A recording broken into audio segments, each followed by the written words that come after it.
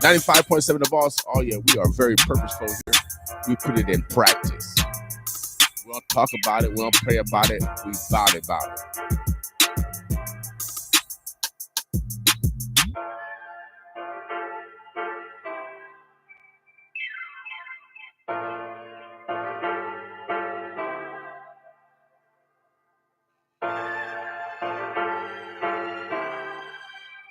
All right, y'all.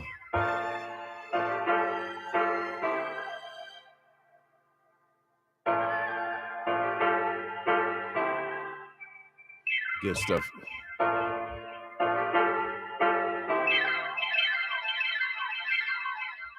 Make sure you guys, as you travel, it is snowing out there. It's slippery, so take your time as you're traveling. I was just on 680, and the roads is still kind of they're wet. They're wet. So be careful out there. Leave early because it is slippery out there. And if you have rear wheel drive, you already know the deal. So it is, of course, slippery going down hills and up hills. So I will make sure you go in well-traveled areas. So go on busy streets. Those are going to be the safest because you're going to have more tires wearing on that snow, clearing the streets out. So the highway's not bad, but again, you still have to be cautious. You can't be out there going 75. Not today. Don't even try it. Let's keep each other safe. Let's keep yourself safe. Let's be conscientious of safety today, without a doubt. As you walk, again, it's going to be around freezing today. So it's going to hover around freezing. That means sidewalks, driveways, they're going to be slippery. So if you don't have to go outside, do not go outside unless you got some salt. Also, when you're walking, especially around in the wintertime, it's best to walk slightly forward so you don't slip. Most slips are backwards because you're leaning backwards. It's easy to fall. So lean slightly forward as you walk. That will, help, prevent a lot of falls. All right, so we gotta be conscientious of our environment, adapt and adjust to our environment. So it's chilly today. It's gonna be hovering around like 30, 31, 32 degrees today, so it can barely be above freezing. Barely above freezing. So right now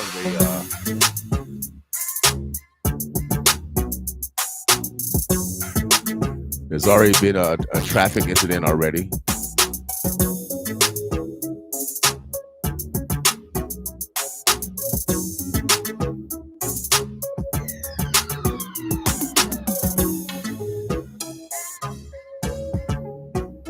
So make sure you guys one second, we go to the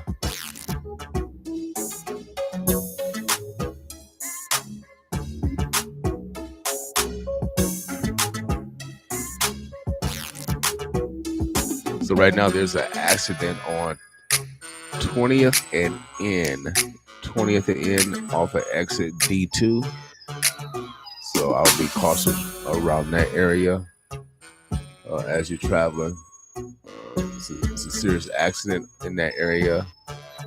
20th and N, that area, exit D2.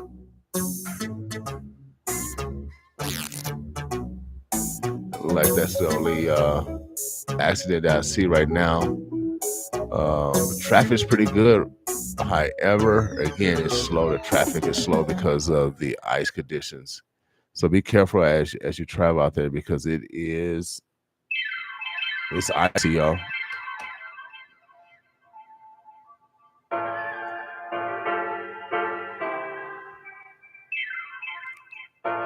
Let me see any other areas. As we panned out. So snow's going to continue kind of on and off all day. That's kind of what they say. But make sure again,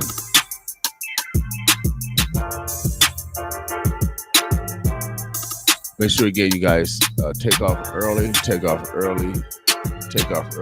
it is cold outside right now. Get your long johns on. What's up, TikTok? Oh yeah, if you do music, make sure you guys email it to me at William at 957fmtheboss.com. William at 957fmtheboss.com. Make sure you guys do business. Be purposeful today on doing business with a black business.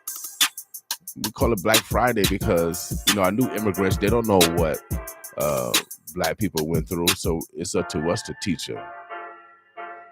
They take in our contributions from school.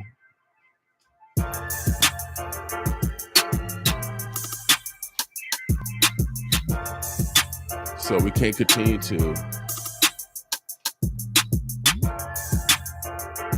act like slaves and depend on someone else to teach us.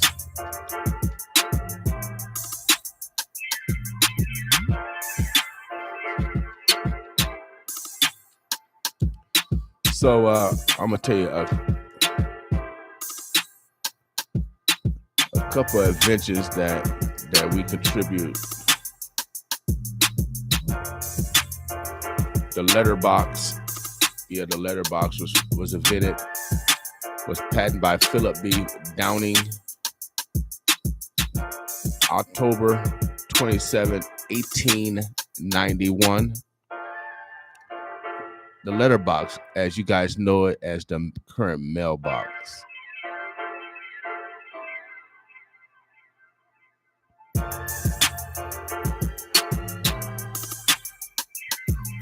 Also, the dining, the ironing table, and the quilting frame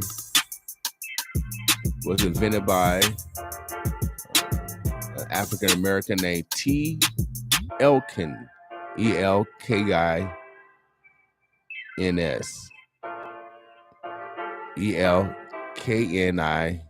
Elkins. Developed the dining, ironing table, and quilting frame. Contributions of, African American inventors from 1845 through 1980. Let's see, we go to the next page. What else? What we got? The egg beater. Willis Johnson created his patent in February 5th, 1884. The egg beater. You know how y'all beat your eggs so we can cook. For all you guys that sell tickets and ticket masters and all those people, the ticket dispensing machine was patented by Frederick M. Jones, June 27th, 1939.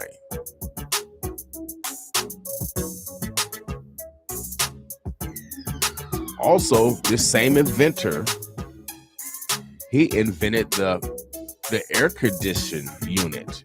So all the people that's turn on your air conditioner, it was invented by a black man named Frederick M. Jones. He received his patent July 12, 1949. Also on that same day, he put in a patent for the starter generator on that same date of July 12, 1949. Frederick M. Jones. Man, Frederick was a bad dude. The thermostatic operating gas engine.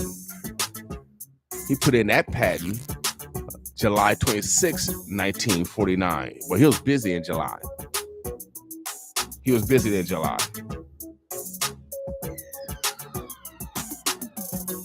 He got some other stuff Let me see. Okay, the electric lamp. The electric lamp was invented by, and is patent by Joseph. He got a lot of names, but he must been at a lot of plantations for real. He got a lot of names. Joseph Louis Nichols Latimer. Latimer. Latimer.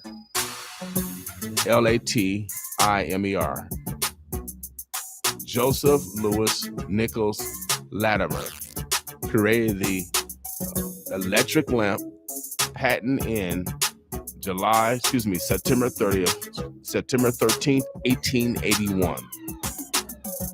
These are contributions of African American inventors from 1847, 1845 through 1980. Contributions of African Americans.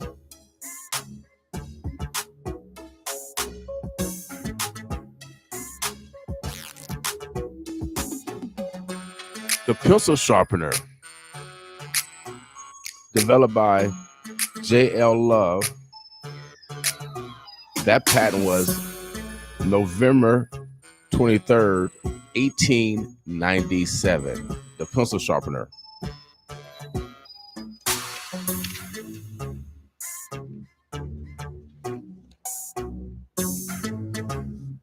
For all you farmers here in Nebraska, the fertilizer distributor was invented by G.W. Murray. G.W. Murray received his patent June 5th, 1894. Also, G.W. Murray on that same date put in patent for the cotton chopper. Also, he put a patent in for two planters. June 5th, 1894, G.W. Murray.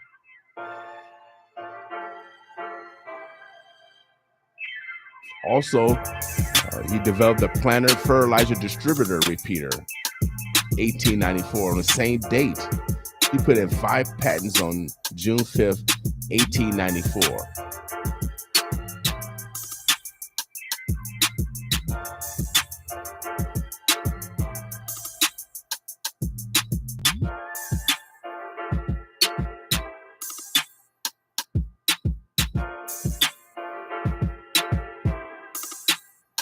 The scaffold, for all you guys that are into construction, the scaffold was created by H.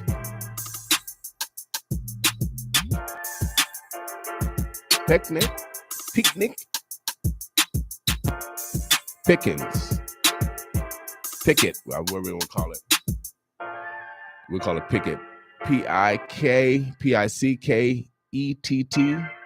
Pickett. Okay. He developed the scaffold where you guys, climb and do your work on construction sites. He developed that scaffold in 1874, June 30th. The file holder for everybody that's going to work, and you got to put your files in the holders, developed by T.B. Penn, August 17th, 1880. The fountain pen. Yeah, the fountain pen that we use every day. Developed by William B. Purvis. Patent January 7th, 1890. The electric railway switch. We got Union Pacific here.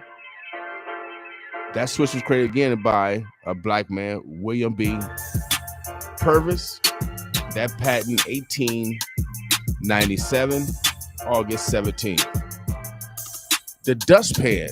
Yes, we've been sweeping and picking up trash for a long time. The dustpan was created by Lloyd P. Ray, August 3rd, 87. You had a dustpan. The window ventilator for railroad cars. Humphrey H. Reynolds. Patent April 3rd, 1883.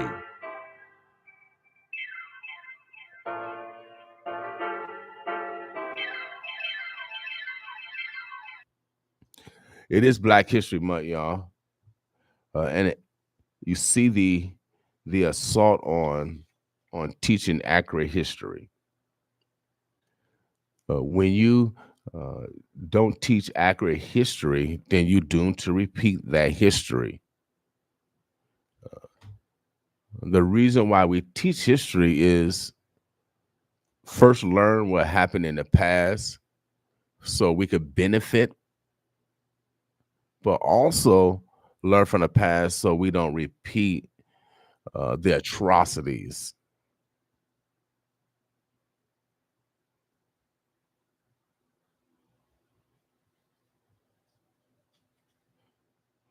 So as you see the assault on American history, I don't believe in taking down Confederate statues. Leave Lee and them up. That's American history. Why would you want to take down those statues?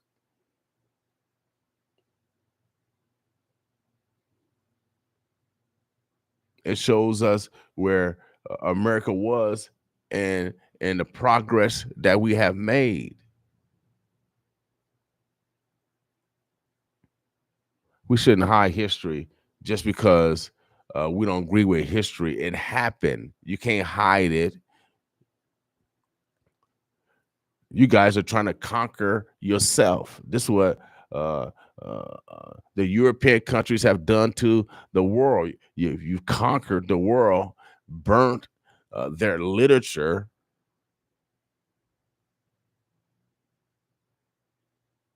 and placed yourself. Now Americans are doing it to themselves. We are imploding.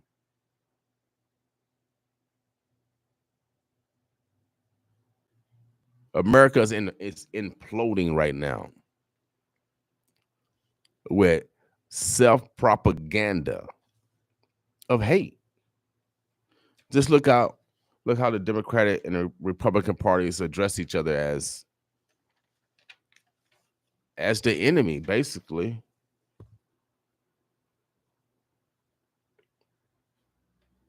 Another contribution of African American inventors from 1845 through 1980. And everybody used this in their own home. Everybody used this in their own home. It's called the refrigerator. Yes, it's called a refrigerator. A black man named John Standard put in a patent for the refrigerator July 14th, 1891. Now, I've heard that they said that we were lazy, but I don't know. I got a long list of inventions right here. I don't know if we were lazy. See, on Black Friday, they used to sell us for you new immigrants.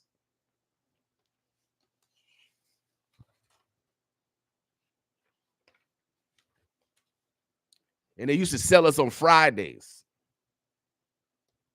Let's shine us up with Vaseline and lard. I don't know if they have Vaseline. Sorry, Vaseline. I ain't trying to implicate you. Vaseline.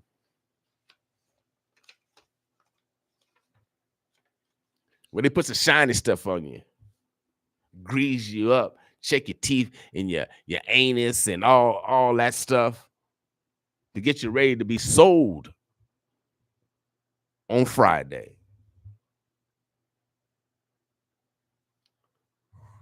See, we can't complain if someone else don't want to teach you about your own history. You're supposed to teach your own history.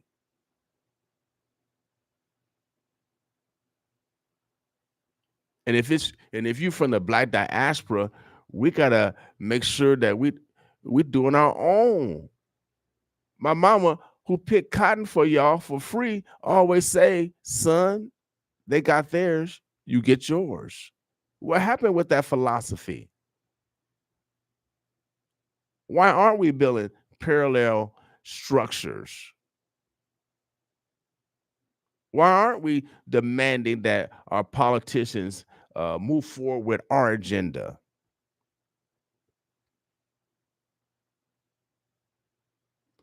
It's Black Friday for real on a purpose because they sold us on Black Friday. Oh, yeah, they used to have picnics on Friday. See, that's why I don't say picnic, because that means pick a niglet. Oh, yeah, that's what it means. See, I don't perpetuate slave language because I'm not a slave. I come from slaves. My last name is King. I come from the King plantation.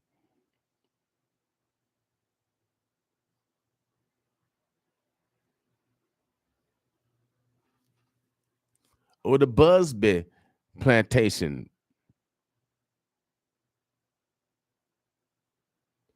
This is just American history. We can't change the past. Only thing we can do is affect the future.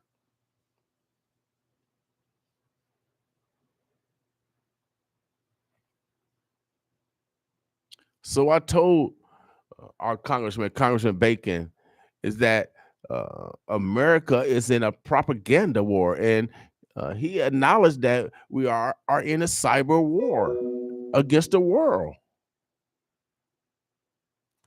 And the easiest way to beat America right now, and I told him, I'm telling you this, I'm telling y'all this, we smart over here for real. My mama made sure because she couldn't read and write. So we smart. Her offspring is smart. Brags off our education. So the study of sociology. Shouts out to Midland Lutheran College, Midland University. They're known by Fremont, Nebraska. The study of sociology, social psychology.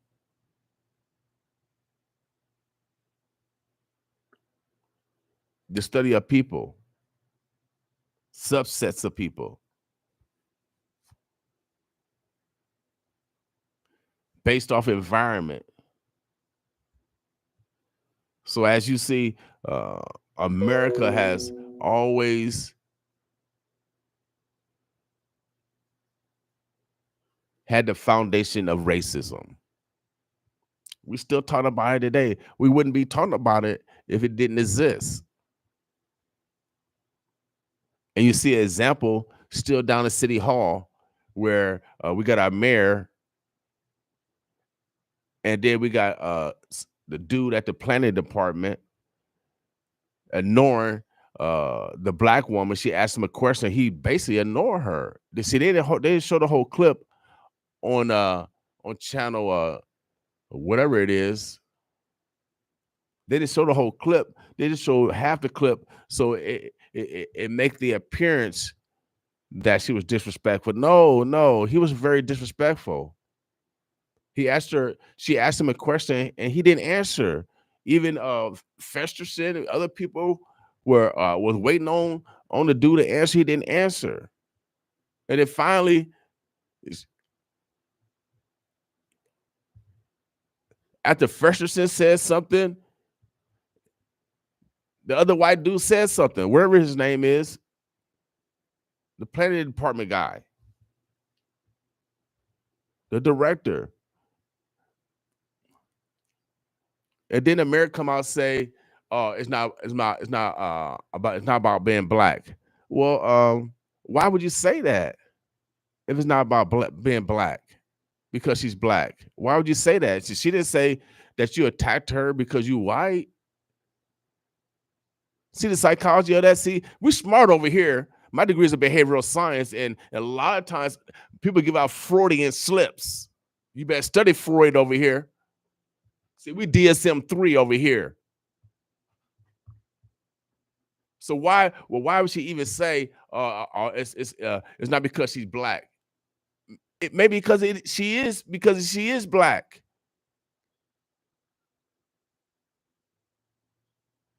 Councilwoman did not say that she was under attack because the mayor was white. She didn't bring up race. She just talked about being respected as a councilwoman.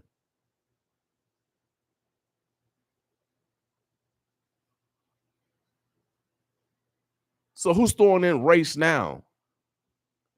So I encourage you guys to look at the total footage. We TMZ over here, the Black TMZ. We look at the whole story. And the mayor and the city council need to get along.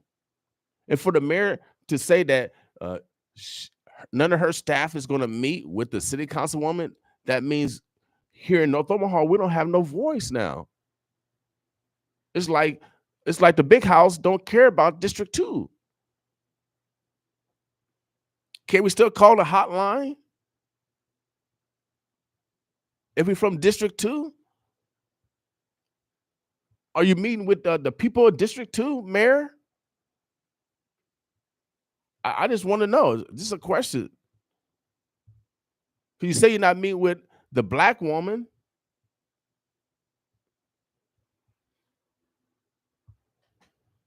I don't know why y'all bringing up race.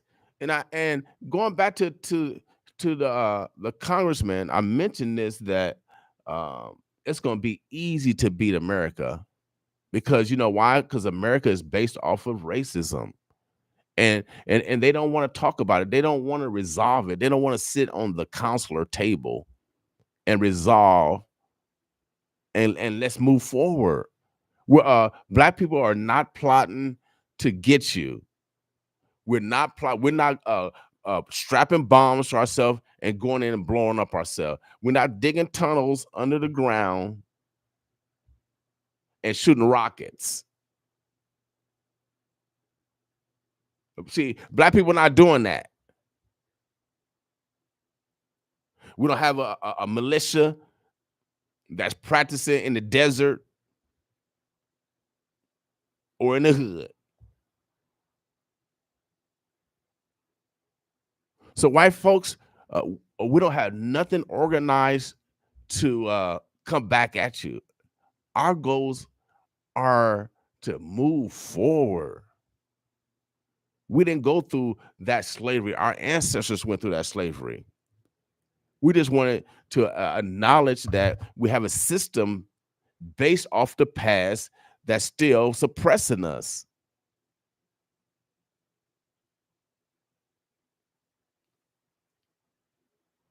And you not dealing with the fear of the past is the problem. And that problem is going to be used against you. And I told the congressman how, because he's a general. He ran SAC. This is how they're going to do it. The enemy is going to use America racism against itself through propaganda. You already see it through social media. You already see it through social media.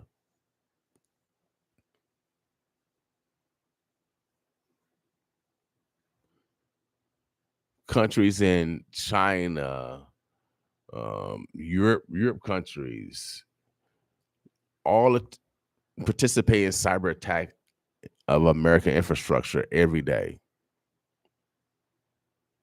And of course, they put out propaganda that creates separation.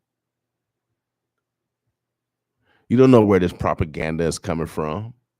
You don't know who these people are putting stuff out here on the internet. And now they got AI. Stuff can be manufactured now. It's like this AI stuff is people can make me. And you think it's a real me, but it's an artificial me.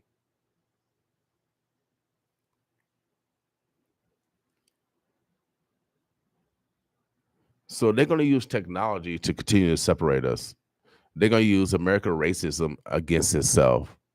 America is going to implode. Right now, the example is the culture. What do you call it? Cancel the cancel culture. We can't use freedom of speech no more. America is taking its own freedom of speech away. We can't say how we feel because someone else don't agree with it, and then they want to boycott you because you got freedom of speech. Aren't we in America? Didn't you have the rights that your ancestors fought for, and now you want to take the freedom of speech from someone else? I don't believe in that because I come from a lineage. I come from the ancestry that did not have freedom of speech. The Constitution of freedom of speech is so important. You didn't allow my ancestors to have freedom of speech. The Constitution, we the people, allows us to have freedom of speech without retribution. We're the only country, well, only one of the few countries where we can participate in freedom of speech. It's in our Constitution. And now we got groups, gay groups, whoever else groups. If you don't agree what they or spiritual groups or whoever, the you got ADL or ACU, everybody sue everybody. You got the back and forth suing because of what somebody say. We got freedom of speech, y'all. You're attacking you're deteriorating your own laws. You can't say it's black people because black people don't vote. Well, we don't got the high number of votes because I think we're third in population now because of abortion. Thou shalt not kill, but we go and kill on Monday. We pray on Sunday, then go kill on Monday. All the money is going towards gang banging, but who kills the most? Who kills the most? Abortion clinics kills the most. This is just facts. We got the only city in America where the incarceration rate went up for black men and black boys, and now black women. The foster care rate amongst black youth is around 45%. We represent 45%, almost half of all kids in foster care in the Nebraska system, and we only represent 10% of the population. No one's talking about those numbers. We at the boss. We the boss for a reason.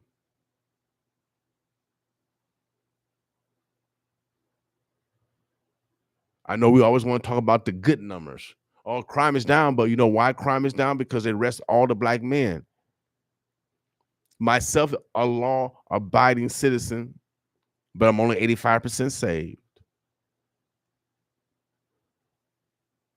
One that's proactive, one is pro-law, but I'm still a black man, and I know that I have the possibility, especially being in Omaha, Nebraska, of not coming home. I got a 50% chance of not coming home, not only from the police, but from my brother's hands.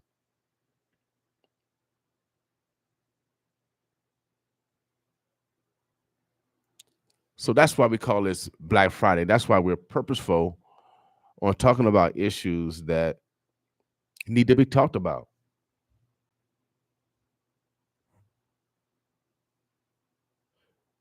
Another contribution of black inventors, since uh, they do not teach black history in Omaha public schools, and we got I don't know how many black city council people or school board members.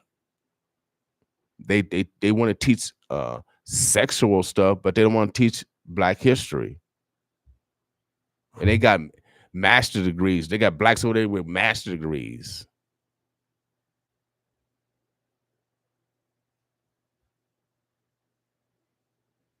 but our children are failing. The envelope seal, created by Patent F.W. Leslie. That patent was created September 21st, 1897. The envelope seal, you know how y'all seal your envelope? Created by a black inventor.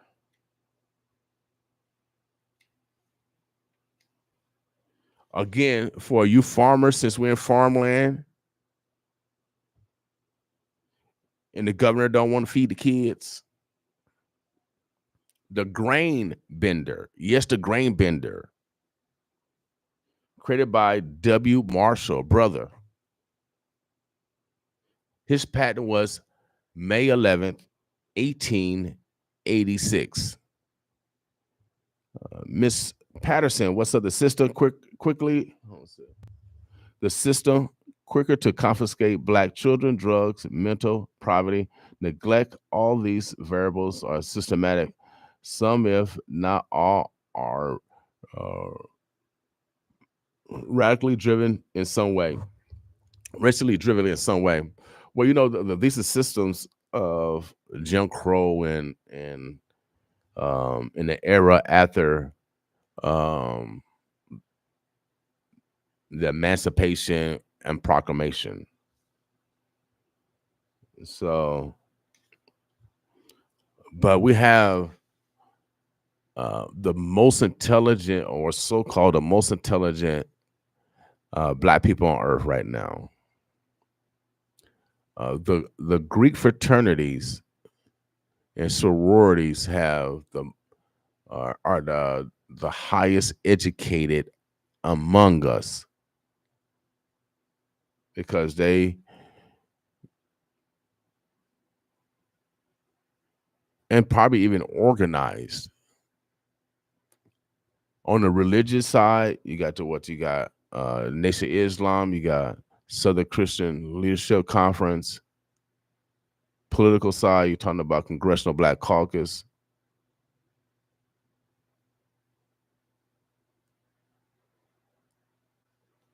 Revolutionary side, you got Urban League, NAACP. These are all national, organizations. You have like national reach in almost every state.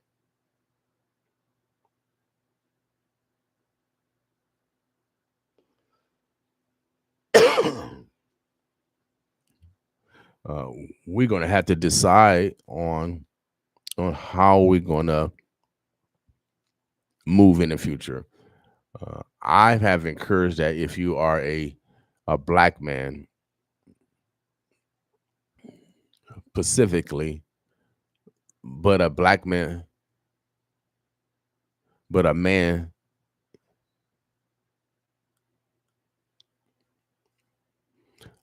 we need not to suppress our greatness. Black men specifically, we need not to suppress your greatness. And what I mean by that is that you got to manifest your God-given talents. You got to manifest your God-given talents. Obstacles are natural. One of the main natural obstacles is gravity. So quit whining about someone didn't do what they're supposed to do. Do what you're supposed to do.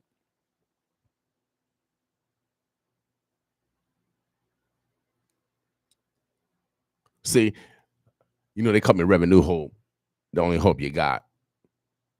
I don't call my Bible the Bible. I call it the Holy Scriptures. We before the Bible. And in my Holy Scriptures, the first scripture is, don't do what I do. Oh yeah, what I doubt, don't do what I do. You also need to follow that philosophy. Don't do what anyone do. Do what you need to do. In my second verse, do what I do. Woo! That second verse gets you. Do what I do. If you see I'm doing the right thing, go ahead, mimic. Go ahead, copy. If I'm doing the right thing in God. So on this Black Friday, let's be intentional in supporting a Black business. If you're from the Black diaspora, that's our responsibility.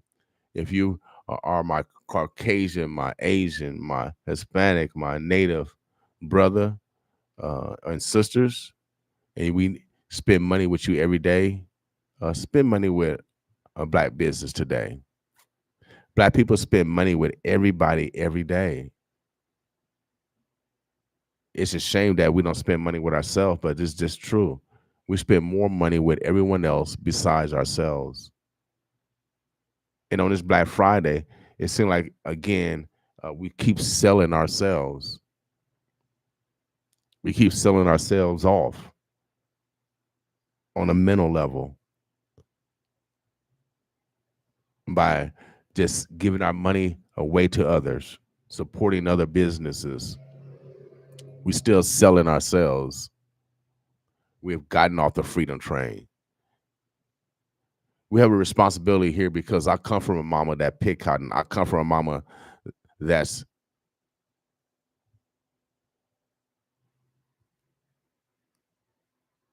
came from the harshest racism in American history, Mississippi, USA. The plantation house still stands where my mama grew up in 1930. She was one of 15 children. See, they didn't have abortion. They didn't do abortion. They didn't kill their children.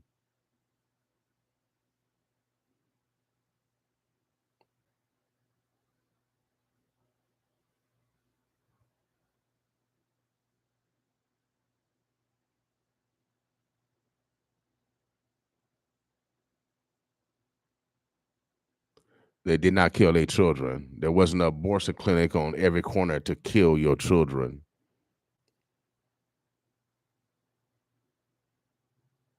See, this is what they used to do to us on Black Friday when you wasn't obedient. They will string you up and cut a baby out of a woman. They will kill your children, and that's what we're doing to our children today. I know it's a tough conversation, but I get phone calls, y'all. I get phone calls. Another contributions of African American inventors, the printing press. Must be the printing press, W.A. Lavalette. Patent September 17th, 1878. The animal trap, who most hunters use today, created by H. Lee. Patent February 12th, 1867. Contributions of African American inventors.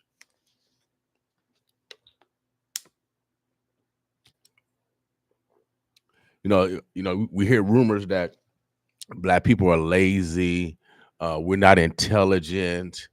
You know, you hear all that stuff, right? Today we're breaking down all stereotypes. What other stereotypes have you guys heard about Black people? Give me a call, 402-763-6781. Give me a call. I'll put you on air. What other stereotypes have you heard about Black people? Because we're gonna break them all down today. One, that we're not intelligent. Okay, again, contributions of African Americans. The two-cycle gas engine. Most of us use the two-cycle gas engine when we cut our grass. When you go to the hardware store, they have two-cycle oil for the engine of the two-cycle gas engine, created by a Black man, Frederick M. Jones. That dude was bad dude. That dude was a bad dude. He got 2 patents. The first one is during the I think the first war, second war, May 29th, 1945. And then the second patent was March 11th, 1947. So he got 2 patents. That's the same guy that developed the air conditioner. Frederick M. Jones. I wonder where he's at. He might be dead because he developed all these patents in the 40s in the fitting. So man, same guy, Frederick M. Jones, he developed the air conditioning unit. The air conditioning unit that everybody use in your homes, created by a black man. That patent was July 12th, 1949. So contributions. If people do not want to teach about you, you teach about yourself. Are the Chinese crying and whining to master them that they're not teaching them Mandarin?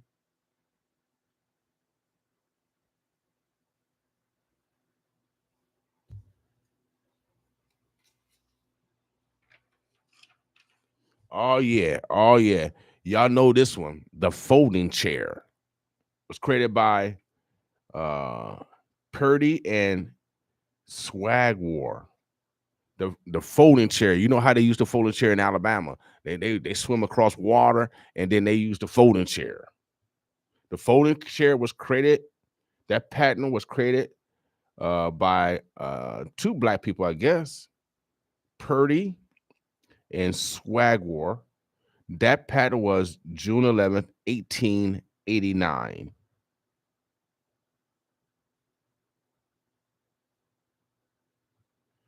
Okay, let me see. The blind stop. I don't know what the blind stop is, but I don't know where it is, but it's something. A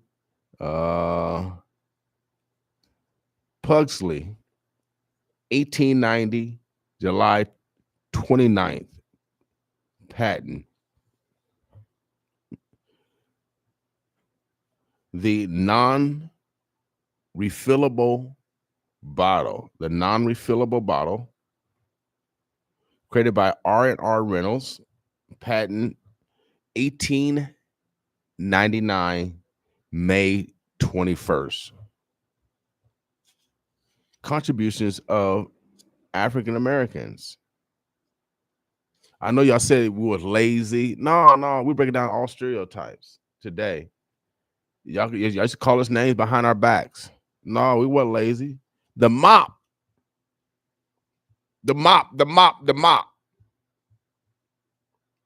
was created by a black man, Thomas W. Stewart. His patent for the mop was June 13th, 1893. The mop. Don't y'all use a mop? How can we be called lazy when we invented the mop? That must mean we been using the mop. Every Hollywood movie I saw in the 1920s, they had a lot of black people mopping.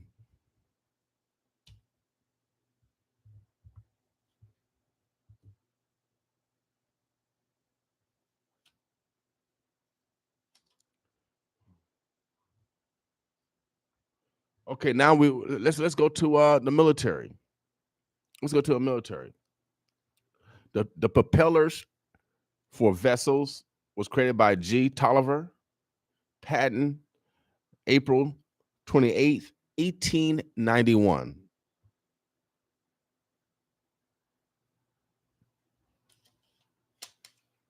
The bait holder for all you fishermen.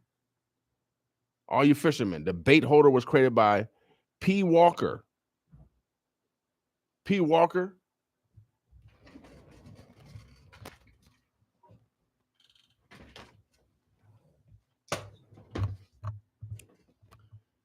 I don't say where Walker, where P. Walker. P. Walker created the bait holder for all you fishermen.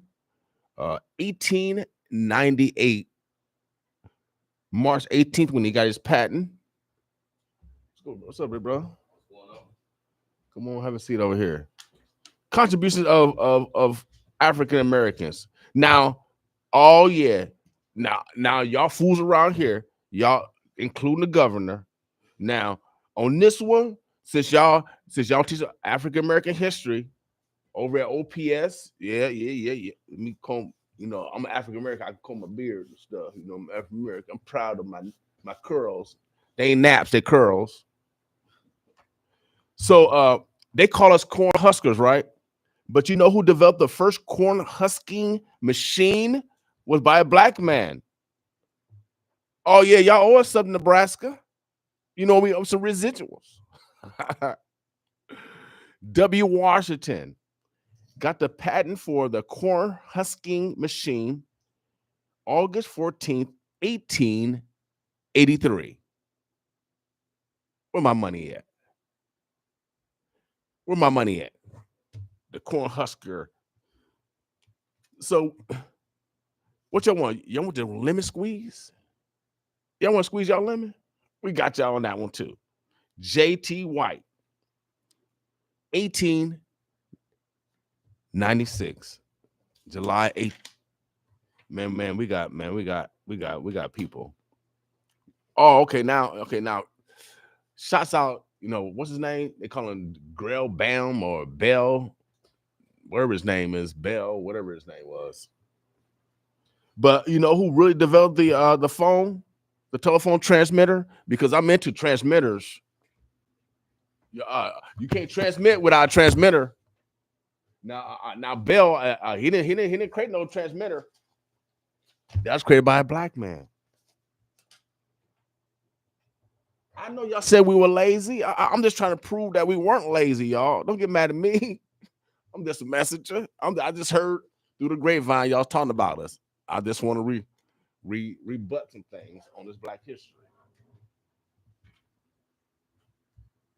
I heard y'all call us lazy. I'm just saying that I'm just trying to prove that we ain't lazy.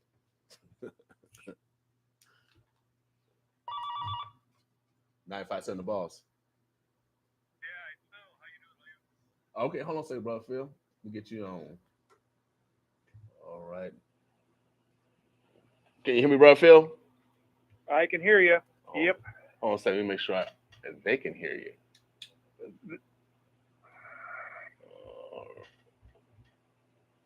Check. All right, go ahead, brother Phil.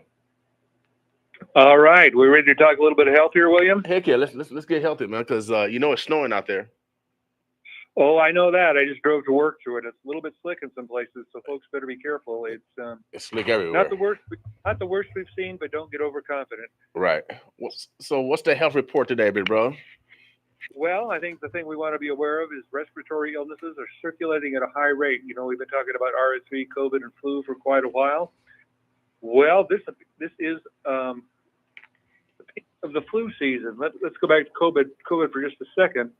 We had 201 cases reported through Valentine's Day for the past week, and that's kind of up from what it's been. But it's been a pretty steady presence in our community. 190,821 cases since 2020, but 201 last week. Mm-hmm. That, of course, is only people that went and got tested at a healthcare provider of some sort, so that doesn't include the people that tested at home. So that's probably just the tip of the iceberg. Mm-hmm. We're also seeing elevated level of flu activity. It's increased significantly the past 2 weeks in Douglas County. It's kind of a late surge, but it's definitely a surge. We've had 2,326 labs confirmed cases of flu this season. 507 of those were last week, so more than a fifth of all the cases of the flu cases were reported last week. And again, that's people that went to a doctor, got tested. So again, that is probably just the tip of the iceberg. There's a lot of flu out there now. Mm-hmm. And the good news is no pediatric deaths to flu have been reported this season. There have been a lot across the nation, but none in Douglas County, so that is really good news for us. Sadly, we have had 2 adult deaths related to the flu, and those may be underreported because there's no legal requirement to report flu deaths. So that may be underreported. Okay. Last week, we had 63 positive tests for RSV. That's down from where it was, but still a significant number. So not a very high percentage of people that they tested for that. So that's the big thing. If you're wash your hands, cover your cough, stay home if you're sick. Hopefully you've been vaccinated by now. There's enough flu season left, a couple more months. So, worth thinking about getting a flu shot. COVID obviously is still very much a presence. And if you haven't had your booster shot, we would encourage you to talk to your healthcare provider and at least consider getting that as well. Cool. Well, we appreciate it. So, another thing, food and drink permits. The operators were invoiced on November 1st. They were supposed to have their new permits in place by January 1st. Today, we can start closing businesses that have not paid. We've given people a little extra time to get their payments in, but we can start closing them today. So, and if you do get closed today, you might tell your friends who may or may not have a permit. Maybe all your friends are paid up. Maybe you don't have any friends with the business. But if you do get closed today, we cannot guarantee that we will come out and get you re-inspected by the end of the day. And so you will be closed today, Saturday, Sunday, and Monday, the holiday. So if you're hearing this message or know someone who may not have paid their food and drink permit, please encourage them to get in as soon as possible and get that paid. The fees from the inspection fees, the permit fees, pay for the inspections, which are very important because there's a lot of little things that go wrong. So it's a partnership with the restaurants out there, food and drink establishments, to make sure the food and drinks are served safely. And from what I've seen, the fees are really pretty modest for all the services provided. Little mistakes can be very important in the process of serving a meal, and those can often be easily corrected when you have a professional in there to do your inspection. So that's the big stuff for right now. Okay, bro. We appreciate you, man. All right. We'll talk to you next week. Yes, sir. Take care, everybody. Have a great weekend. You too, big bro. Appreciate you. You got it. Bye.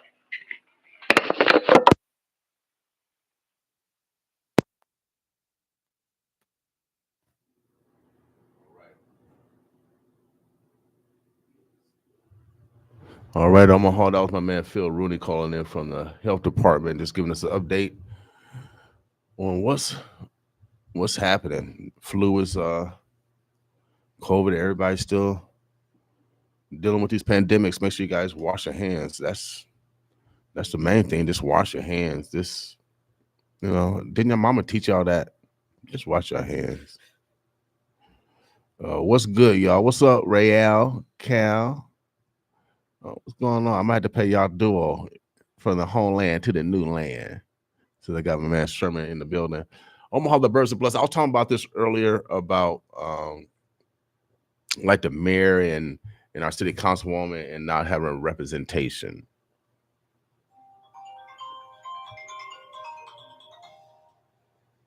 And not having representation. So is the mayor who the mayor talking to? She's not talking to the city councilwoman. Who will she meet with or allow her staff to meet with, since the city councilwoman is not allowed? Now, I mentioned earlier, I got a degree in behavioral science. I'm real smart over here too. Bring your scholars. I like to debate. Bring them. You think they're smarter than me? But when someone writes in their own free will, because God gave us free will, y'all Christians and Muslims and Jews. She wrote that it's not because she's black that I'm doing this. And we know what that means, right? When you have to say it. Yeah, if you guys say it, that's a Freudian slip. Shouts out to Middle Luther College. I mean, I learned that in Psychology 101. Right. I mean, that's real easy. That's real easy. Man, that made me laugh when she said that. Oh, man. Come on. And even the city councilwoman letter did not have race in it at all. And everybody wants to say black people always want to bring a race card. No. She thinks she's throwing it out there before anybody else. No, it's not like that. No, it just been disrespectful. I didn't take it as racist. I thought even the planning guy. Yeah, he just disrespectful. Yeah, I didn't take it as racist. He was just disrespectful to her by not answering. So I encourage you guys to see the whole clip. Only half the clip was shown They have done it century. It is Black History Month. They have done century after century after century, after decade after decade after decade, where they use the media to create a heightened fear, so they can. So there's their attack. So there's their attack, and you know how, and that's why people lean to Donald Trump, because he's right. I'm part of the media. I studied the classes on the master level, the fear of crime and how you create the fear of crime. I know how you do it.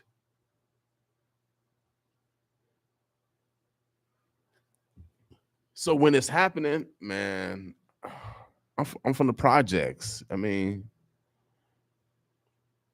you can't do it over here. We got enough. We got enough. The reason why they call it a projects, because we're a project. We still being made. I'm a project in the making. So without having representation, you know, I like to be sarcastic and all that, but getting seriously, for the mayor to bring up race into the conversation was unnecessary. I think mediation in that situation. I think Pete Festerson, I saw the video. He tried to intervene when a director didn't acknowledge the councilwoman question, and he delayed until. And I didn't think nothing was wrong with the word "smart ass," because if you break it down, let's break down the word "smart." Smart. Ain't nothing wrong with the word "smart." She didn't say the antonym of smart. See, we smart over here. I like that. Ooh, I love to do it straight on straight. I didn't say she didn't say the antonym. She didn't say dumb ass. She didn't say the antonym. Now, smart ass, I consider myself a smart ass. I do too. Ain't nothing wrong being a smart ass. Now, if she would call him a dumb ass, now that's a put down. And no one won't be called a dumbass. But a smart ass, heck yeah. That's refreshing. I'd have been like, thanks. That's refreshing. So that lets you know how sensitive that men are around here. Men got to be men. Y'all sensitive men. Come on, my right brothers. Y'all supposed to be warriors, and y'all gonna let someone walk out the room on the word smart ass? After you was just being a smart ass. After you've been a smart ass, for real. Yeah. I mean, back up your smart ass. Oh man. Omaha, the birds are blessed. I got a guest in the house. You know how these stars are. They get their own noun, verbs, adjectives, prepositional phrases, all yes, and predicates to introduce themselves. I'm gonna let this brother introduce himself because he's on the forefront on freedom of speech. See, I like freedom of speech. I love freedom of speech. Where the KKK at? I got a mic for you. Yeah. They can talk. Okay. We like everybody to talk. See, we don't discriminate because y'all did it to us. Why would I want to do the same to you? Haven't we learned? Yo, Sherman Wells. Y'all already know. Born in the birthplace of Malcolm X, the son of the city, I guess. Oh, yeah. We all sons. We all sons of the city. Yeah. Shouts out to all the surrogate mamas and daddies. Right. You know, I used to get a spanking every once in a while when I was mischievous. Now I had to get no more spankings. I got them early. Dang. Yeah, so I came today to talk about the upcoming Black Power Conference, which is tomorrow. And man, it's gonna be live. I'm there as a speaker for the importance and the reestablishment and restoring the Black family. Okay. All right. Yeah. So that's what I'm gonna be talking about tomorrow. The Black family? The Black family. Well, man, I've been talking about that. You know, I've been having women mad at me because their responsibility. I got men mad at me because they don't have responsibilities. So you're gonna bring it all together. I'm gonna bring it all together. Okay. You know, so like this shirt I'm wearing, this is what I'm talking about when I say black family, the hood, the motherhood and the fatherhood, childhood, parenthood, sisterhood, brotherhood. Right. And so what I think people fail to realize is if you look at our history, when we were together, we created things that was unbelievable. Without a doubt. Right? So when you break up the family, you break up that creativity. Now, imagine if the family stayed together and created together while they were in their house, raising together. You spending about 20 years together already. Right. Now, let's create something with the uncles and the aunties and the brothers and the sisters and the mothers and the fathers. Right. But of course, what we are realizing and seeing and been seeing for years, way back when Garvey seen it, is that there are things put in place that takes our energy away from the black family. Hell, they even made laws that if you was 2 or more people together, black people, you was a gang. Yeah, without a doubt. Why? Because they knew our brain power together was very powerful. So I'm a firm believer of the black family. I came from a black family and I raised a black family. Oh, yeah, without a doubt. You know, and even though my upbringing in my black family was very hectic, we all went through that. If you was born in the 70s, 80s, you know, around that time. Right. But I created a black family that didn't have to go through none of that. They had the mama, the daddy. We worked our butts off, and they here. We went through a lot of trials and tribulations. Nothing was perfect. We took every blow together, me and my wife, and the foundation of family is very important. So I think now it's time for Omaha, since the majority of us is family. There's no reason why we shouldn't be winning and capitalizing in this town, because our families is what's running this town. Without a doubt, we got the dozen, because that's one of the largest families. Right. Probably in regards to, you know, celebrating over 100 years of bringing their family together. 107, 108, somewhere around in there we at. And I'll hang out with them. I eat with them. You know what I mean? I mean, you couldn't help it because we everywhere, right? Yeah. And then all the Morgans, McGee's, Scapes, you know, Wells, man, we deep out here. Yeah, but I doubt. Yeah, and then you add in the Strongs, you know, them is all my people, and so bloodline connected. So I mean, when you talk about family, I know we have gotten away from the big mamas, because the big mamas is about 40 now. They competing with their daughters to get the 20s. Well, well, actually, the big mamas, they dying out, because the big mamas were born in the 1900s. Yeah. There's no big mamas. No more big mamas. There's no them big old arms. They cooked all that good food. That's over. It's done deal. You know, when the last time you had? I only eat chitlins. Nah, I don't. Okay. When the last time you was on the porch shucking some peas or something like that? Nah, I've never done that. Okay, good. I did. Yeah. So my mom come from Mississippi. Yeah. So I had to do all that. Yeah. Because you picked. I missed that part. So where your parents from? Both my parents are from Omaha. Okay. And where their parents from? The descendants is from Marvel, Arkansas. Okay. That's where we came from. Have you been back there? I have not been back there. Wow. I need to go back there. So were your parents born there? No, my parents was born here. Okay. Both of them. But my grandparents, great grandparents, I mean, they was born there. So, and they moved here, or how do you? They migrated. So the McGee's migrated here from Marvel. And we all, they actually built 2 houses on 26th and Caldwell, that street we got renamed. Okay. So that's where they were, and that's where we started. So did it come from your great grandfather? Were they from Sharecroppers? Because you said Arkansas, right? Yeah. Okay, well, I know so that was a slave state. Yeah, he was definitely or plantation. Yeah, I know that he didn't finish the 5th grade, but Okay. he made all the money and Okay. he took care of the house. And my great grandmother Stella, she was the homemaker. Did you know? So you had a chance to meet him? I had a chance to only meet Stella probably one time. Okay. As a kid, because I was separated. You know, I was a foster care kid. Okay. So I didn't get a chance to be around my family again until I was 13. Okay. We talked about foster care earlier. I had the lady from since you're gonna be talking about families tomorrow. Yeah. CASA is a court appointed, I think, whatever it is. But they deal with a lot of foster care. We're 10% of the population, but we represent 45% of those children in foster care. Yeah. And right now, today, and like I said, the family unit, and you can see the ripple effect from incarceration. The children don't have nowhere to go, and now they in the system. Yeah. Yeah, and I think for me, the whole experience of going through that was all intentional and on purpose, so I can have the understanding. My first foster mother, Miss Josephine James, she about 92. I was just at her house the other day. Okay. Yeah, and I still visit her, and her family still call me family. Right. Heck yeah. And she is the one who taught me about strength. When I first got separated from my mom, I just laid in that room crying when I first came to her house.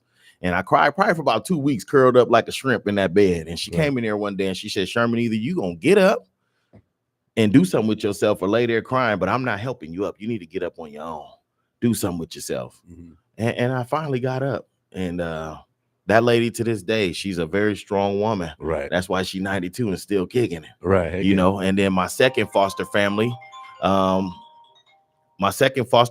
was the Jacksons. Uh-huh. Carl Jackson and Miss Jackson, and they both. Mr. Jackson taught me discipline and responsibility because he made me clean. He made me be a man, get out there, cut some grass, wash cars, earn my money. So yeah, he done walked off. So I guess I'm up here. I can just start saying stuff about him behind his back. It's his radio station, but yeah. Probably could just tee him up real quick. He think because he tall he can dunk, but I'll elbow him in his ribs if he ever try to dunk on me. Oh, here he come. Yeah, so because the family unit, yeah, that's a part of the family unit. It is foster families. Because Yeah. we just can't forget those that No. our mom and dad. I mean, and that's where I got You know the what I mean? spiritual part from because Mr. and Mrs. Jackson, I went to church every day with them, Greater Bethlehem Temple. Okay. And okay. I went there every day. It wasn't no Sunday school. It was Sunday, Monday, Tuesday, Wednesday, Thursday, Friday. Right. But I learned a lot of spiritual stuff there, and I learned a lot of discipline from Mr. Jackson. And then Okay. from there, my mom's sister, Deborah Abram, she's the one who came and got me Okay. and brought me back to my family. Okay. Yeah. Okay. All right. Yeah. And that's when, you jump into what your family do. And so I have a variety of family members, and we all do a lot of things. Mhm. So, sorry. Okay, so tomorrow, it happens 1 o'clock, 1 to 5, right? 1 to 5 at the Malcolm X Memorial Foundation. And, And we're gonna have I know I'm gonna be on the media panel. yeah, you on the media panel, and it's hosted by the Black Agenda Alliance, Omaha Star, Malcolm X Foundation, First Sky, you, the security people on here. I see Alpha and One Security, Uh-huh. and then we got the Heartland News. Okay. Yeah. And so restoring the Black family, the point of the Black Power Conference is, for one, we do have the power. I think a lot of people just, when you have people who's already proven that they still against you, Mm-hmm. we should definitely start to rely more on our own power. Mm-hmm. And since we are the power behind the United States, you talk about economic power, Black people spend the most money.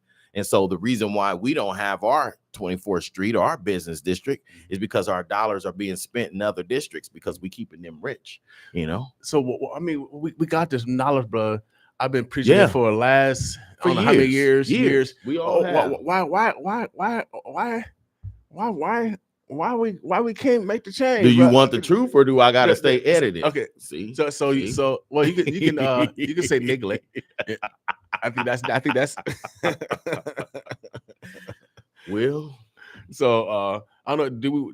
Do we like being slaves? Do we like being I wouldn't say slave, do we like being second class citizens? Do we like to be treated as I think the like majority the of people victim? is stuck in the rat race, and being stuck in the rat race, you don't take time to look around at what's going on with you.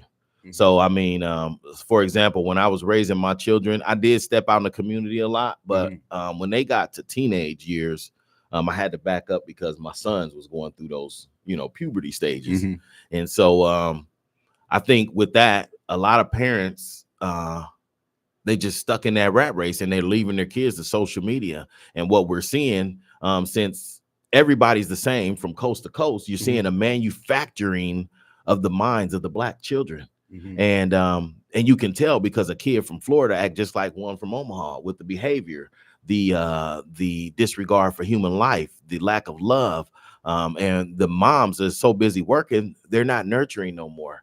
And the fathers, I hate to say it, but the majority of the fathers that's my age, they still think they in the 90s. They trying to be hood still. Some of them, you know, and then the other ones, you know, they'll stay out the way. But, you know, working a job and taking care of your family is good, but you also have to remember to spend that time with the children, because if you leave their mind to the system, what you'll get is the disconnect between you and your child, because you're not paying attention to the social media they're watching. They're being programmed by it. And then eventually you're going to say, what's wrong with them? But it's nothing wrong.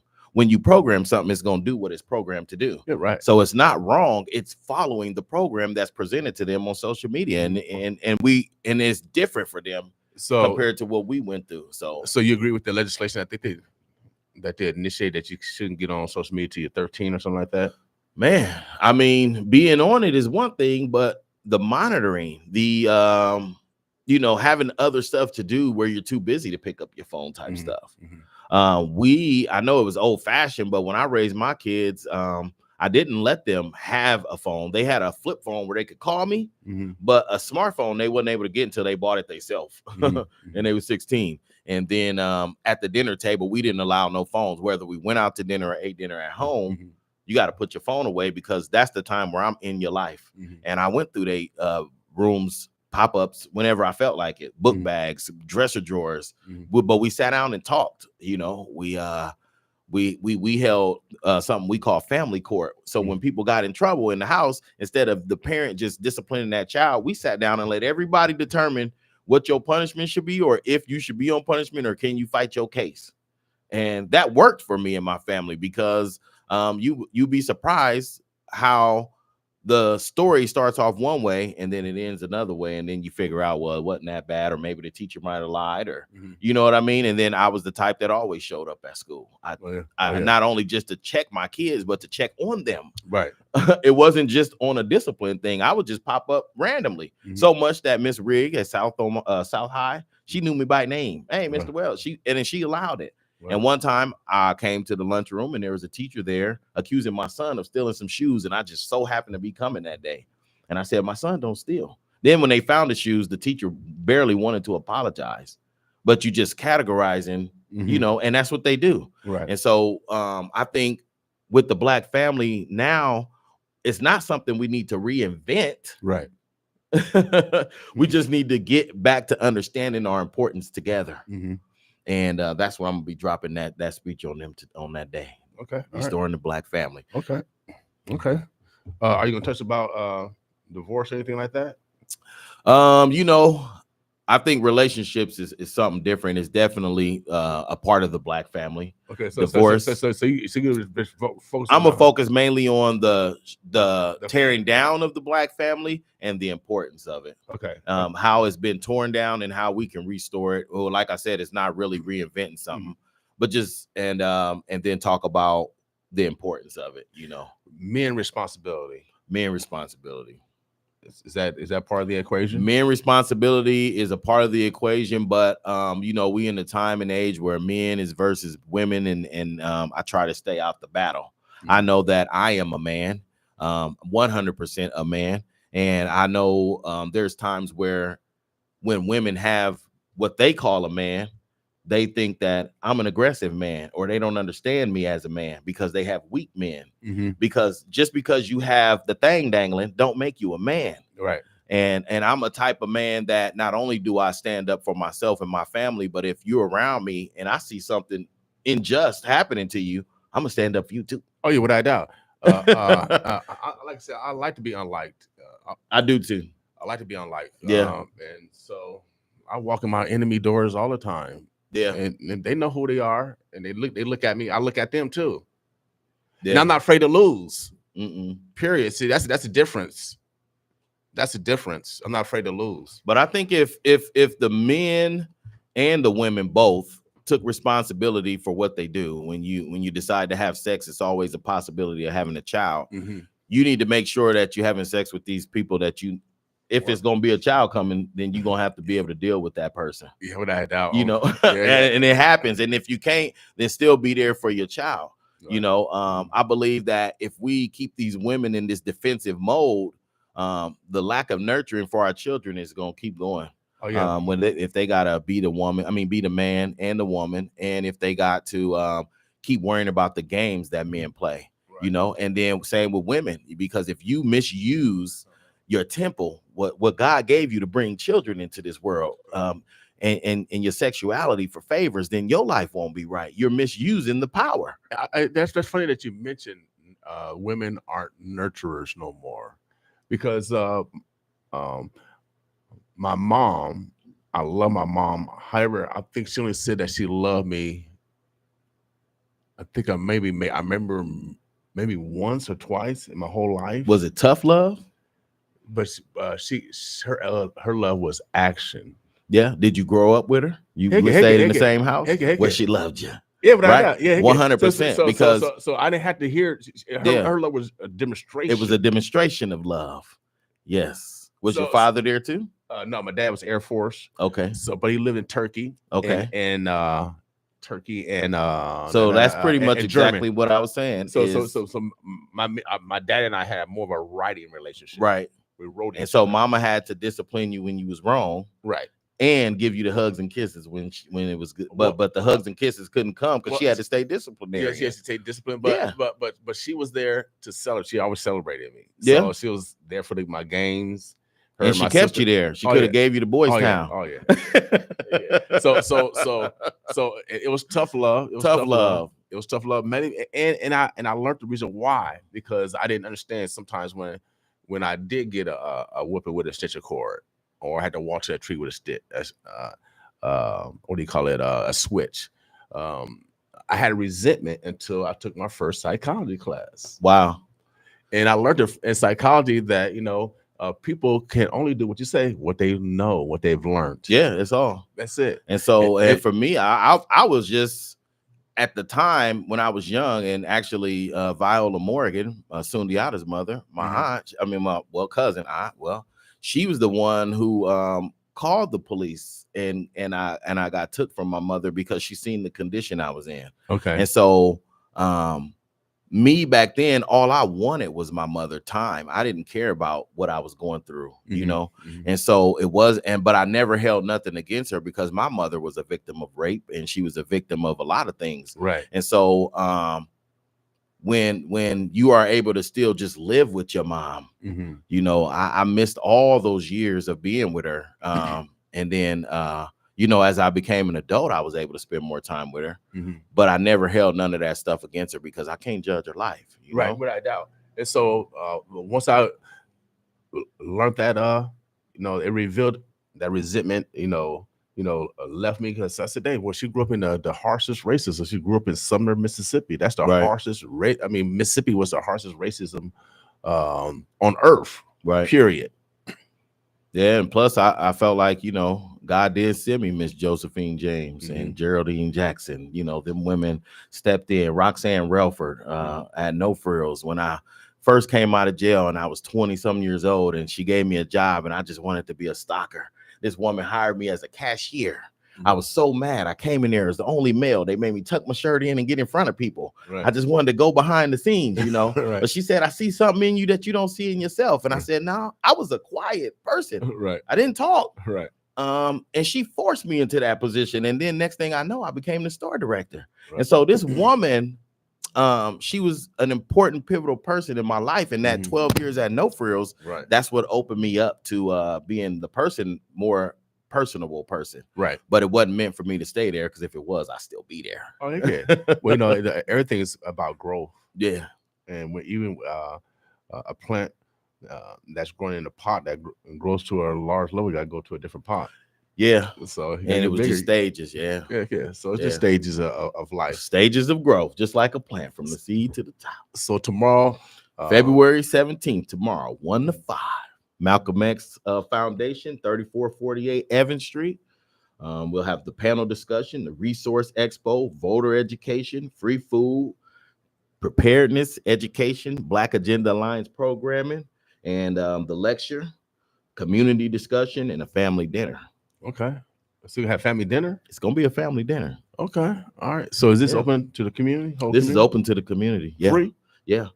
Because February 17th is the 1 to 5. That's the panel discussion. So Mhm. February 18th will be the dinner and the lectures. Okay. So okay. we having it's 2 days. Okay, I only got the one day. I need to get filled on the second day. Oh, you didn't get filled in on the second day? February 18th is 1 to 4. Okay, and what's happening there? And so that's the dinner day.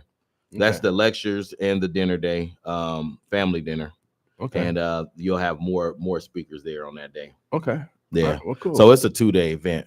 right. And I do have something else coming up with Shawnee and NOCP, which is the Black History Month Small Business Expo, 12 to 5. That's tomorrow too. No, this will be February 24th Next at the weekend. Highlander. Okay. Yep. And so I might come back and talk a little bit more about that. I think all the slots are full, Mhm. but there will be a lot of information, important information shared at that expo as well. So Cool. So they're studying kicking Black history, but also bringing economics. yeah, voter together. registration, Mhm. stuff like that. You have Brother Myron Pierce. You know, I got to go see him. That's the business guru in the community. Oh so, yeah.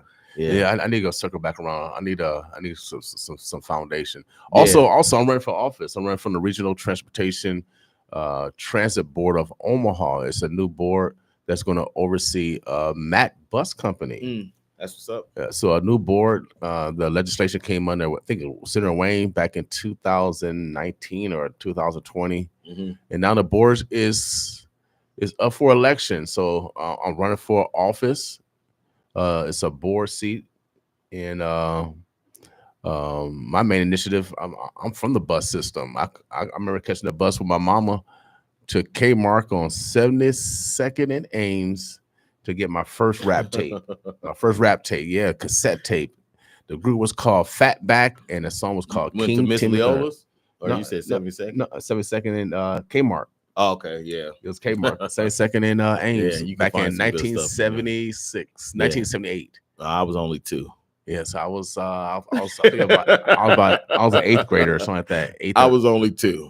Yeah. So I've been catching the bus for a long time. Hey, a long time, and then even before then, when they started busing in schools in 1976, when Jimmy Carter started national busing, you know, I never dealt with racism. You know what I mean?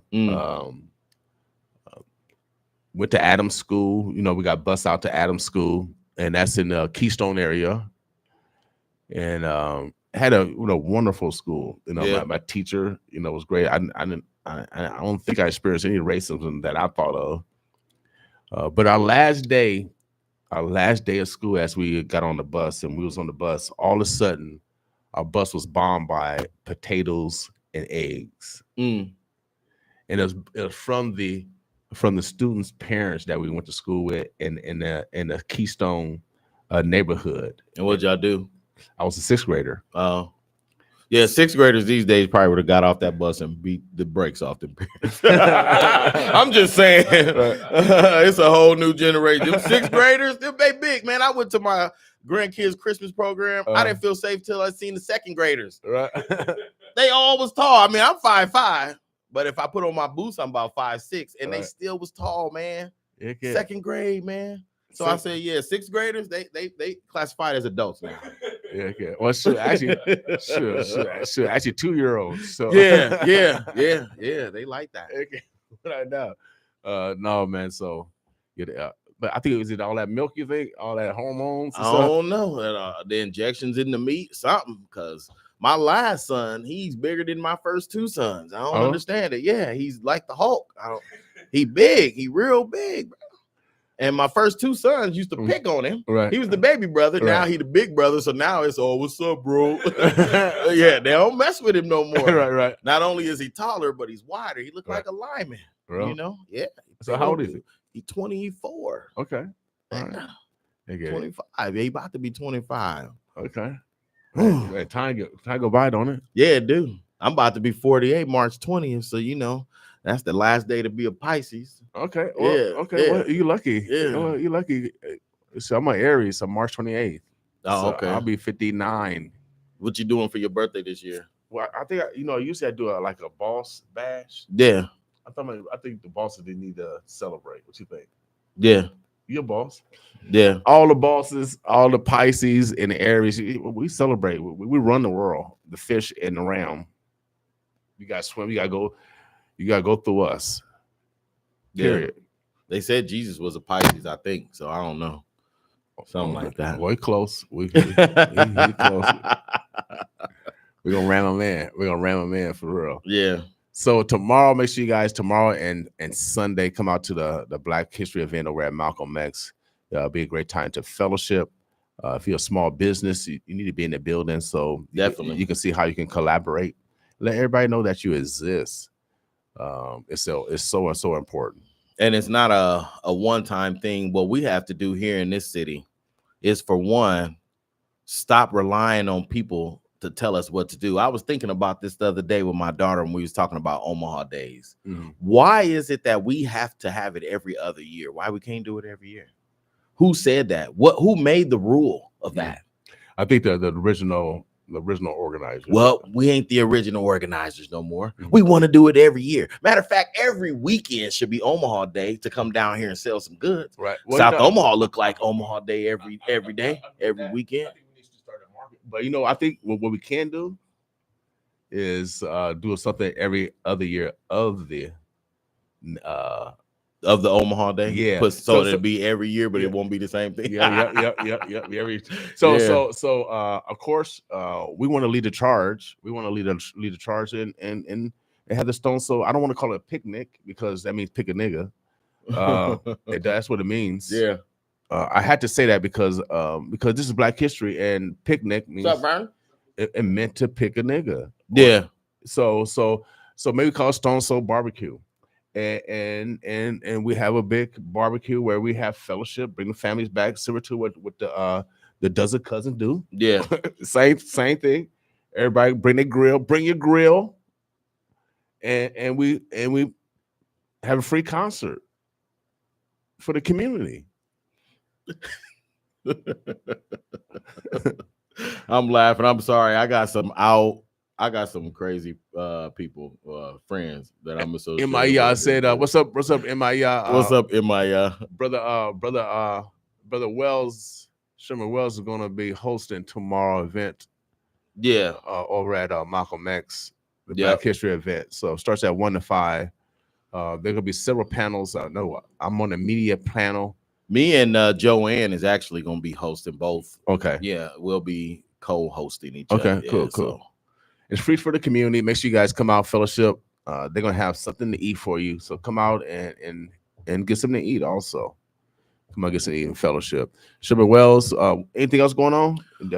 Man, a whole lot. I just ain't got time today because I gotta be somewhere in a little bit. But yeah, we need to just chop it up because I got the family of Levi Blake actually yesterday just started the Levi Blake Foundation. Okay. So, and what we're going to use that for initially is to collect reward money for information leading to Mr. Blake's, any information leading to his whereabouts. Right. That's something we haven't dropped. We still on that 100%. And I'll be talking with his daughter and son here pretty soon. Have they even dredged the lake over there? Man, we've done a lot. I'll have to update you on the issues of the situation. Okay. And then we're going to be discussing OHA. So I got a lot of stuff going on with them. We got to keep the pressure on their neck because everybody that's listening and anybody in Omaha know that the towers have been disgusting for years, and it's high time we address it. I don't know if y'all seen in New York, they had the Department of Justice come in on their housing authority. Oh, really? Man, so much corruption. They arrested over 80 employees. Wow. New York Housing Authority, look it up. It happened. And I'm like, even Brother Ernie knew that sometimes when you have so much of an issue that's unchecked in a town, that the corruption goes so high, you got to bring somebody from the outside in, right? And so that's where we at in Omaha. Oh, yeah. Not only with the housing authority, but with the suppression of black dollars, all that. Omaha, I told you, we the new Black TMZ. We paying for information. We paying for information. Right. Without a doubt. I'm running for office, y'all. I'm paying for information. MIA say he's definitely going to make it. Oh, yeah, for sure. Omaha, the Birds of Bloodshed again today. We got another guest coming through. Today is Black Friday. We call it Black Friday for a reason. we're Black. very purposeful. Blackity black. I was on my best behavior. Was I okay today? Oh yeah. Well, I'm any trying. edits, any FCC edits, or anything like that? No, you didn't cuss. You Okay. good. Yeah, I did. But we call this Black Friday purposely because they used to sell us on Fridays. Absolutely. They used to clean us up and from the fields and check our teeth to our rectum, check our women breast to their vagina. That's the way it went.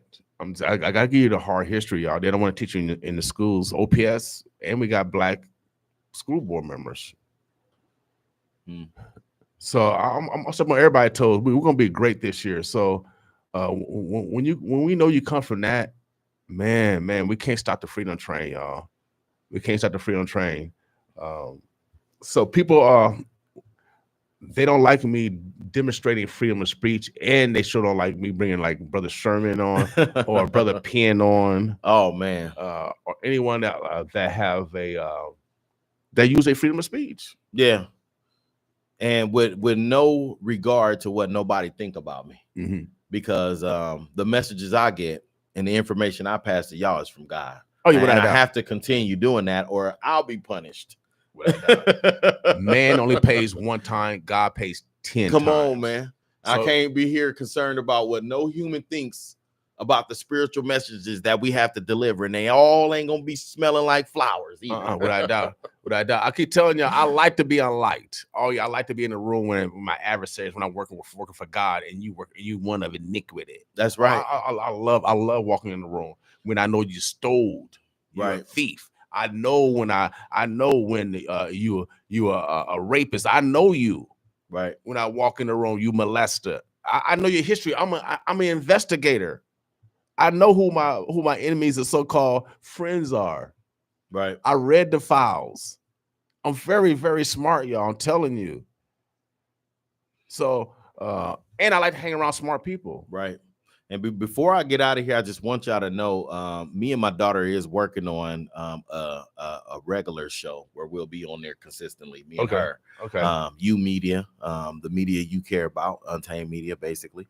And we'll just be covering all, because I have so many people that call me with things that don't never make it to the news. Right. We need to be able to broadcast the good and the bad of what's going on in North Omaha so our people can stay aware. So he said, what did he say? He said you get 15 minutes of my time. Yep, just text me because I'm gonna be running until probably about 11. And then after that, I'll have about an hour break in between before I gotta be somewhere at 12:30. So after about 10:30-ish, I should be available. So just hit me up, bro.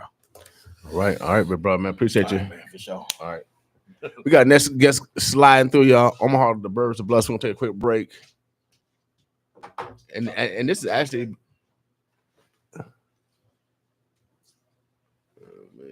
King, what you wear? XL? Large. Large. But I could wear XL though too. If I had to.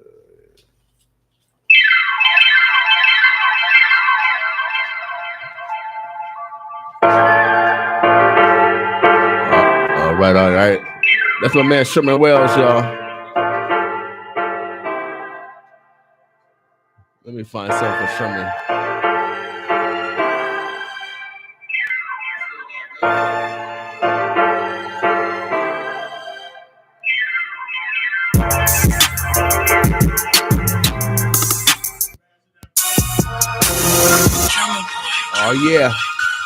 Oh yeah. If you're Caucasian, if you're Asian, if you're Native American, or if you're Hispanic, if you go outside, you get dark, you black.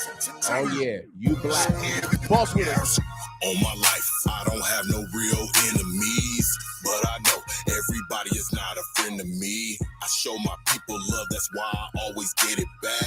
And I stand up for my family, one phone call I will attack. And real recognize real, so I don't see you haters. And I'm not talking about my brothers, I'm talking about these snakes. They smiling in our face, but turning us against ourselves. Killing all the black kings to keep the queen from getting out. We 40 cal, self-trained, so we don't need the army busting down my door. I wish these martial law try me. We some psychopaths, raised in the projects, and I ain't met them. Yeah, who can dodge a tech? Hey, cause this the year of the black power. We going all in, this shit is Oh, ours. yeah, it's ours, y'all. Shouts out to my ancestors on this Black History Month. Oh, yeah, without a doubt. Hey, cause this the year of the Black Power.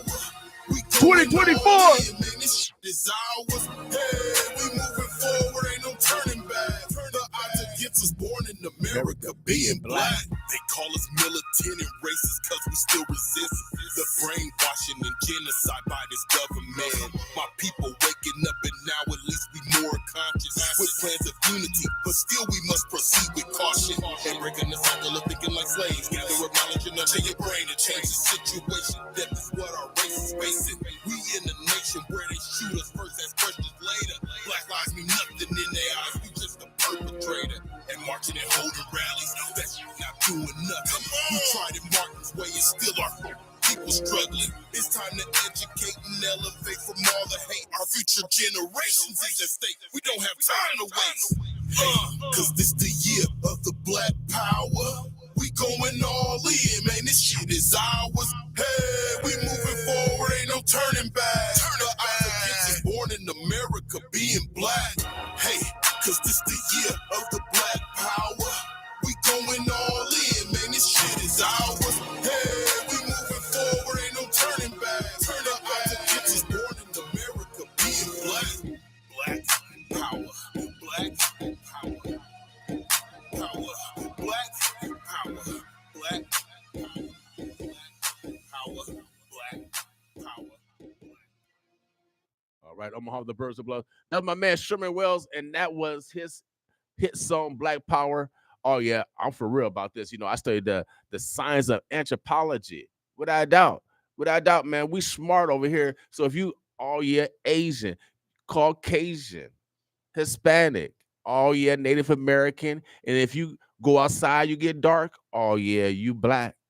You black. Study anthropology, baby. You can't separate me. We all part of the same human race. We are older than 2024. I know it's year 2024, but we older than year 2024.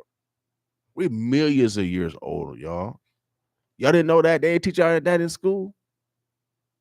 We are a old species. We have developed over time. Our environment determines our skin color, how much hair we're going to have on our body. Our environment determines if our nose is wide or thin. Our environment dictates that. So if you're below the equator, you're going to be darker because you'll get majority of the sun.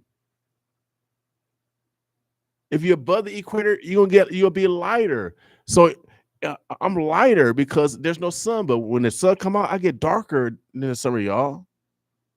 So if you above the equator, there's less sun. So we're lighter up here. If you're above the equator, we grow more hair because it's colder. If you're below the equator, you have less hair because it's warmer. All right. Our nose is wider below the equator because of the heat. Our nose is narrower above the equator because of the cold. These are 1,000 millions of years of development of human species. Study the science of anthropology. So don't come to me that you're superior than me when we all come from the same race. We come from the same mother. I got scientific proof that the oldest bones found are from Ethiopia. Don't get mad at me. And these are white scholars, my Caucasian brothers. And I got white people in my family, like family members. So let's get raw down to it. So you can't say I'm racist. Because I love my white family members. So y'all can't call me racist. You surely can't call me homophobic. We had the first gay show on 1690 called Dirty Laundry. So I could talk about y'all too. Because we gave y'all a mic. We gave y'all the first mic. We use our freedom of speech over here, baby. I heard through the grapevine. I ain't one to gossip. You ain't heard over here. But I heard that we're in the top 3. We're the top 3 morning show in Omaha. We're in the top 3, baby. That's what I heard. I ain't want to gossip. Mainly because they must like the way I speak. Because obviously, if you simulcast somebody from New York City, you simulcast people from LA or New York, man, y'all not getting the real of the community. You're not getting the pulse of the community. You're not. As my brother King said, we're the pulse of the ghetto. We're the pulse of the ghetto. We're the new pulse of the ghetto. Shouts out to KOWH, the first black radio station. My man Rodney Weed is going to be coming in at 10 o'clock. Rodney Weed. He is the elder in the broadcast business as far as black broadcast. He was one of the initial people that brought the team together. Bob Gibson and I think Gail Sayers and all those guys invested in KOWH back in the 70s. He'll be coming in today at 10 o'clock. We'll be interviewing that brother. He's tall. Got a cane, so he's up there. I don't know how old he is. He probably in his 80s. So he got 20 stairs to come up. So I gotta make sure you get up these stairs and down these stairs safely. But we're gonna have Rodney Weed coming through. Hopefully we'll have Buddy King coming through. I interviewed him yesterday. He was one of the original people from KOWH. These are patriarchs of black radio. I'm standing on these brothers' shoulder. So it's such a blessing to be able to mingle with them. That's how we should be looking up to our elders, y'all. All right. We're gonna get out of here. We'll be back in about 30 minutes though. I'm gonna take a quick break. I'm gonna just let y'all listen to some music. Those that's on social media, we're gonna be back in 30 minutes. I gotta charge this camera up so we can make sure we have a good time with Brother Weed. All right. Omaha, the Burbs, the Bluffs. Again, today is Black Friday. Be purposeful especially if you're from the Black diaspora, supporting your brothers and sisters in business.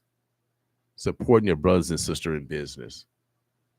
All right. Be purposeful. Also, our neighbors, our neighbors who we spend money with every day. We just want you to reciprocate and spend money with a black business today. All right. Omaha, the Burbs, the Bluffs. We're going to be back in about 30 minutes. But we're going to continue to play Omaha music. So we're going to let it roll, y'all. Boss with us.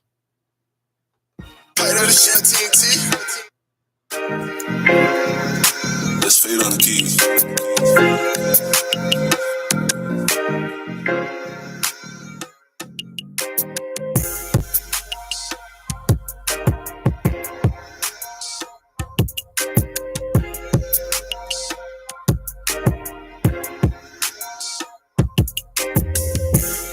That rise, we the people that hustle, we the people that struggle, we the people that fight for it, we the people that work, we the people that hurt,